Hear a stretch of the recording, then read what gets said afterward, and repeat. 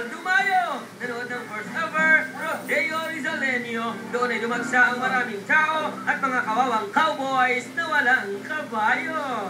Ang mga kasali, mga estudyante. Agisa ng galing, muli ang bull whipping. Labanan ng teknik ng latigo sa hangin. Sobrang delikado, pwedeng lumatay sa skin. Merong mga gwaping at meron ding feeling. Pero yung nagubat, malakas ang dating. Ako ba nawa'y pahuhuli? Siyempre ako ay sumali. Sunod ang bull casting, mga girls ang una. Merong mga lumit pang sino sa baka. Subalit mailap kung saan nagpupunta. Pag nashoot na sa leeg, kataway sunod na. Sa ilang sandali, ito ay tutumba. Hawakan ang ulo at talian ang paa.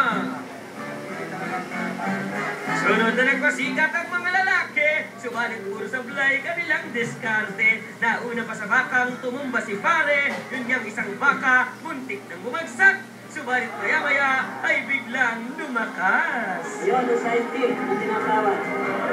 Para patunayan na daig ko sila, mahiwagang lubid ay aking dinala. Nahuli ko agad, nasangga ko pala. Pero di nagtagal, sa wakas huli na. Sunod na eksena, ako ang nahila. Karambola naman, laban ang sumunod. Lahat ng kalahok sabay-sabay na sumugod. Unahan sa mga bakang ito'y mapaluhod, kaya tuwang-tuwa mga manunood. At ang main attraction, ang bull riding exhibition. Hoy, Iha, hindi ka ba natatakot lalabas na yung bull? Makati ikaw na bahala sa akin, protektahan mo ako. Protektahan ka dyan, anong pakialam ko sa'yo? Natatakot nga rin ako eh. Lumabas na ang bull na nakakatakot. Yun ngang nakasakay sa lupa na pinulot. Kaya po ang ending, siya'y naghihilot. Direk, paki-slow motion niya po. Aray ko po.